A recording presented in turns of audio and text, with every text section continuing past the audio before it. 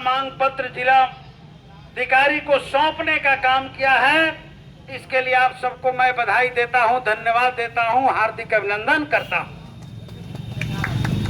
साथियों,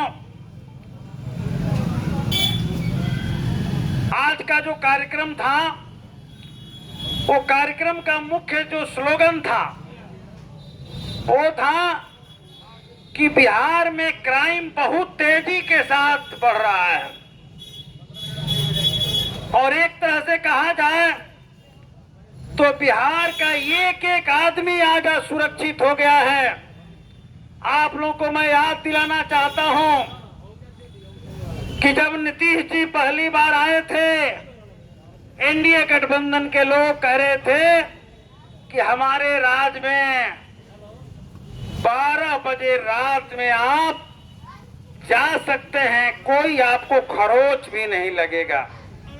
लेकिन मैं पूछना चाहता हूं नीतीश जी, हम बिहार के सरकार से पूछना चाहते हैं कि आप इस बात का जवाब देंगे कि आज जिस कोर्ट में खड़ा होकर हम भाषण दे रहे हैं, इसी कोर्ट के एडीजे 1 के कर्मचारी गोल्डन पासवान जब अपने बहन को अमलोरी सरसर बीएड कॉलेज में छोड़ने के लिए गए हुए थे, दिन के उजाले में अपराधियों ने गोलियों से छलनी कर दिया था। उस समय माननीय हमारे कई नेता लोग भी पहुंचे हुए थे।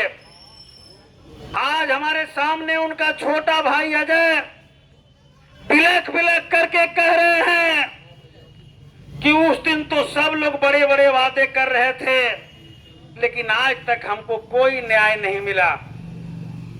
जीतन राम मांझी से लेकर के चिराग पासवान और कौन कौन लोग आकर के ढाढ़स बंधा रहे थे, लेकिन आज तक एक पैसे का हमें मुआवजा नहीं मिला और हम आज फाइल लेकर के दरवाजे दरवाजे दौड़ रहे हैं। मैंने उस दिन भी कहा था, जब हत्या का खबर हमें मिली तो मैं मैरवा से भागते हुए सिवान अस्पताल पहुंचा था। सिवान के हजारों लोगों ने सड़क को जाम करके लाश को रखे हुए था और कुछ नेता लोग प्रशासन के चमचई करते हुए जल्दी से जल्दी लाश को पोस्टमार्टम कराने के लिए बेचैन थे। मैंने आकर के लाश को रोक दिया। मैंने कहा कि जिला के सक्षम अफसर आवे और इस बात का जवाब दे कि इस घटना में क्या कार्रवाई होगा और इनको मुआवजा कब तक मिलेगा। उन लोगों ने कहा कि हम 1 सप्ताह के भीतर पूरे मामले को साफ साफ सामने लाएंगे और इसको इन परिवार को न्याय देंगे। बिलख बिलख करके मार हो रही थी कि हम चूल्हा चौका करके किसी तरह से अपने बेटे को पढ़ाए हैं। और सोना जैसा बेटा जब उस माँ का हाथ से छीना जाता है, आप सोच सकते हैं कि वो उस माँ के ऊपर, उस भाई के ऊपर क्या गुजरते हैं, उस बहन के ऊपर क्या गुजरता है। हमने देखा कि अभी अभी हाल ही में गोरिया कोठी जीबी नगर थाना के जगदीशपुर मोड़ पर एक आभूषण व्यवसायी चंदन कुशवाहा को जब दुकान बंद करके घर लौट रहे थे, गोलियों से छलनी कर दिया गया। और हमारे साथी जो रिपोर्ट बता रहे हैं, सारी घटनाओं को अगर गिने तो कह रहे हैं कि 4 जून से लेकर के 18 जुलाई तक अभी तक 18 जगहों पर सिवान में गोलियां चली हैं। 18 जगहों पर गोलियां चली हैं, जिसमें 11 लोगों की मौत हो गई है, मारे गए हैं और 3 लोग अभी तक मात्र 3 अपराधी पकड़े गए हैं, बाकी किसी की गिरफ्तारी नहीं हुई है। आप सोच सकते हैं कि एक सिवान जिला के अंदर 4 जून गिनती के दिन से लेकर के आज तक जगहों पर गोली अपराधियों ने चलाया है। अब मात्र 3 लोगों की गिरफ्तारी हुई है, बाकी अपराधी छुट्टे घूम रहे हैं। सभी गांवों में नया पीढ़ी के एक नए किस्म के अपराधी पैदा हो गए हैं और वो कब किसका जान ले लेंगे कि 5,000 रुपया पर हत्या कर देते हैं। ये हालत हो गई है। हम लोग बताते हैं, जिला प्रशासन नोट करता है और कार्रवाई कुछ नहीं होती। हमने तो सुना कि एक नेताजी ने बयान दिया है, जदयू के एक नेताजी कहे हैं कि दुनिया की कोई ताकत आ जाए, अपराध नहीं रुक सकता। अब आप ही लोग बताइए कि सत्ता में बैठे हुए लोग जब इस बात को बोल रहे हैं तो अपराधियों पर लगाम कसा जाएगा। और इसलिए मैं आपको बता रहा हूं कि उन नेता को मैं सुन रहे हैं कि उनका नाम हमारे इससे पूर्व जदयू सांसद के पति जी का ये बयान था। मैं कहना चाहता हूं कि ये वही सिवान जिला है और यही वो जगह है। वही सी जिला कलेक्ट्रेट में एक डीएम आए थे सीके अनिल और एक एसपी आए थे रतन संजय। हम लोगों ने देखा कि किसी अपराधियों का एनकाउंटर नहीं हुआ। ये भाजपा वाले जो लोग हैं, ये जानते हैं क्या तर्क लाते हैं। जब अपराध होता है तो विजय सिन्हा जी बैठ करके पटना में बोलेंगे, कभी सम्राट चौधरी बोलेंगे, कभी भाजपा के विधायक लोग बोलेंगे। क्या बोलेंगे कि जोगी राज की तरह से यहां जरूरत है, मतलब कि बुलडोजर चलाना होगा, एनकाउंटर कर देना होगा। यही भाजपा के लोगों का तर्क है। मैं कहना चाहता हूं कि अरे भाजपा के लोगों, एनकाउंटर भी हो गया पूरे उत्तर प्रदेश में, बुलडोजर भी चल गया, लेकिन आज भी उत्तर प्रदेश के अंदर क्राइम नहीं रुका है।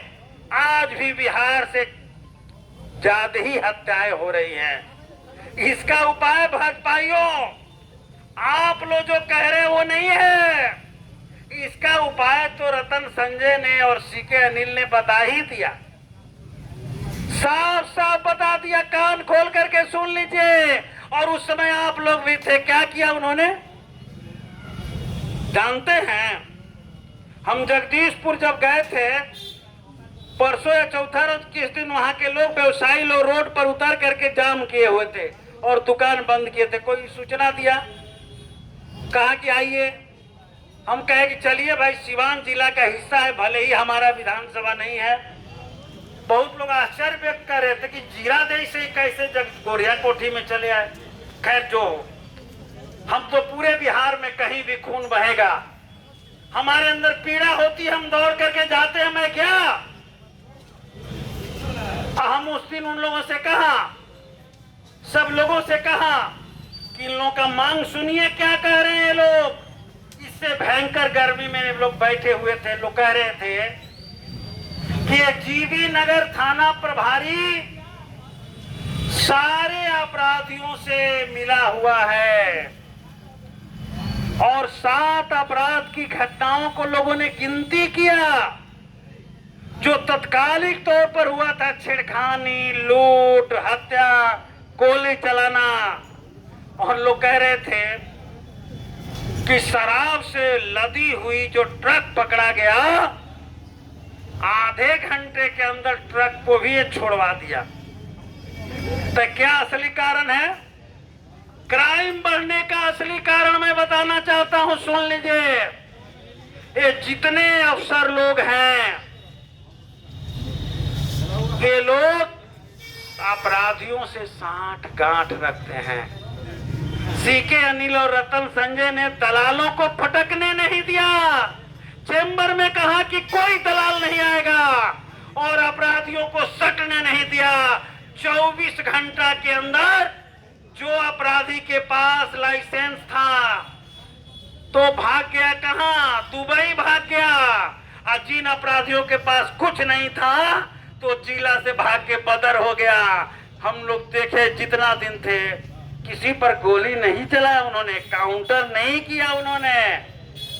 तो सबसे बड़ी तो बात यह है कि अपराधी और प्रशासन के भीतर जो साठ गांठ है उसको खत्म करना होगा। और मैं दावे के साथ कहना चाहता हूं कि जब मैंने उस दिन लोगों का मांग सुना, हमने एसडीपीओ अजय कुमार जी से कहा कि आप एसपी साहब से बात कीजिए। एसपी साहब भीसी में थे, लोग मर रहे थे भीसी में, 2 मिनट बात करने को एसपी को फुर्सत नहीं था, लोग गर्मी में बैठे हुए थे। एसपी साहब ने बात शायद नहीं किया, कहा कि उनसे बता दिया कि प्रक्रिया संगत कार्रवाई किया जाएगा। ये तो सुनते सुनते कान बहरा हो गया। ये प्रक्रिया संगत कार्रवाई करने के लिए बोला गया। लोगों का इतना छोटा तो मांग था कि जीबी नगर थाना प्रभारी जब तक रहेंगे तब तक इस इलाके में क्राइम नहीं रुक सकता है। कह देते कि हम हटाए, एक थाना प्रभारी को हटाकर दूसरा थाना प्रभारी ला देने में क्या बिगड़ जाता। लेकिन एक इतनी छोटी बात, कहा जाता है कि जनता मालिक है। चुनाव जब आता है तो कहा जाता है कि आप मालिक है। सब लोग भाषण में ही बोलते हैं जनता मालिक हो, जनता भगवान हो, जनता जनार्दन हो। वोटवा लेने के लिए मालिक आप बन जाते हैं। आज जब आप सड़क पर उतर करके अपना मांग दुखड़ा सुनाते हैं तो मलिकई आपकी खत्म, तब अफसर ये लोग बन जाते हैं। तो ये हालत है, इसको बदलना होगा। और ये तब बदलेगा, मैं कहना चाहता हूं, जब इन लोगों का साठ गांठ दूर होगा। ये तभी हो सकता है जब जनता सड़कों पर उतर करके, आज ये लोग बोल रहे हैं हम तो सिवान की गिनती गिनाए। एक और बात इन्होंने कहा हमको इशारे में कि अभी तक 2019 से लेकर के 23 तक 443 हत्याएं इस सिवान जिला में हुआ है। 443, सोच लीजिए ये क्या होगा। गोली चली, हत्या हुई, और एक जिला का रिकॉर्ड है। अब पूरे बिहार में अब तो हालत ये हो गया है कि कहां छुपे हम जा करके। हमारे बिहार के एक मंत्री रहे, वीआईपी पार्टी के संरक्षक हैं, अति पिछड़ों के नेता हैं, उनके पिताजी को घर में घुस करके काट काट करके मार दिया गया, बेरहमी से हत्या कर दी गई। और अपराधियों को इतना भी डर नहीं लगा कि इतना बड़ा नेता, पूर्व मंत्री के बाप को हम लोग मार रहे हैं, और वो घंटों मारा। अब पुलिस कह रही है, नीतीश जी की सरकार कह रही है कि बड़ी जल्दी गिरफ्तारी हो गई है 3 लोगों की। अब पता न 5 कर लीजिए। अब तो हत्या जिनकी हो गई वो लौट करके आएंगे। इनके एक नेता हैं, जब टीवी पर आते हैं तो बोलते हैं कि हाँ कार्रवाइयां हो रही है, कार्रवाइयां हो रही है।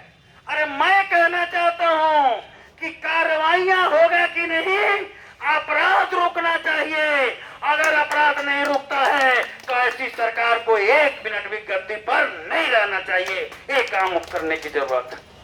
और इसलिए मैं आप लोगों से कहना चाहूंगा कि अब यह सरकार बूढ़ी हो गई है, बूढ़ी थक गई है, हार गए हैं।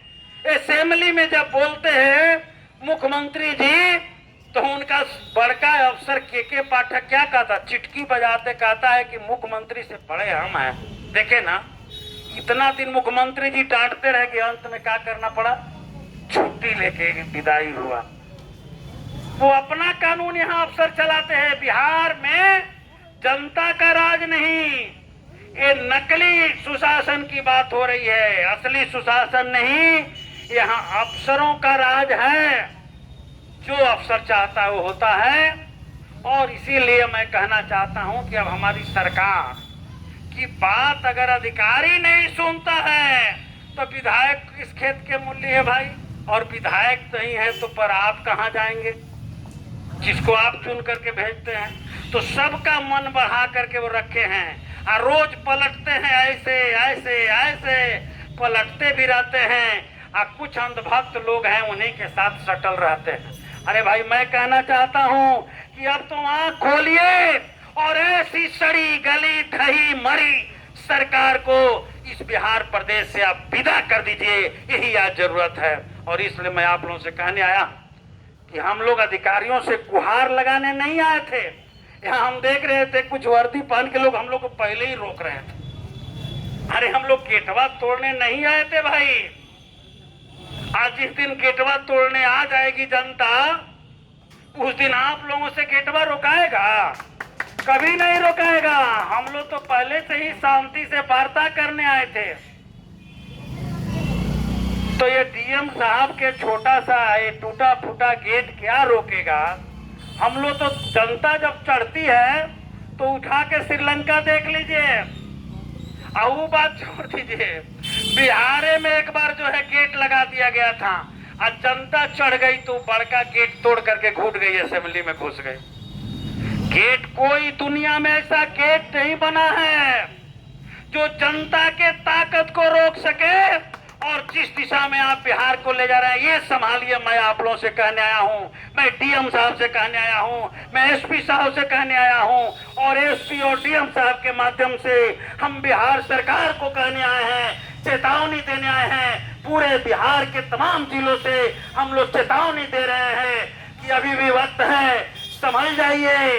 मैं आप लोगों से कह रहा हूं कि आप हत्याओं के सिलसिला को रुकवाइए, अपराधियों को गिरफ्तार करके जेलों में बंद कीजिए। आपके प्रशासन का जो अपराधियों से सांठगांठ है उसकी जांच कीजिए, उस पर कार्रवाई कीजिए।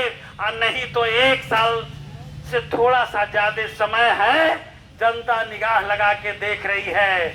अगर नहीं रुका तो विदाई आपकी तय है, इसमें कोई दो राय नहीं है। और यही कहते हुए कि आप लोग अब जाइए यहाँ से। डीएम साहब मिले ना मिले उसका गम नहीं है, एसपी साहब मिले ना मिले उसका गम नहीं है। हमने चिट्ठी उनको भिजवा दिया है। हमारी चिट्ठी अल्लाह अफसर बिहार और बिहार के सीएम को भी चला जाएगा। अगर अकल होगा तो गौर करेंगे और गौर नहीं करेंगे तो जनता को गौर करना है और जनता को जवाब देना आता है। जनता जवाब देगी। धन्यवाद। इंकलाब जिंदाबाद।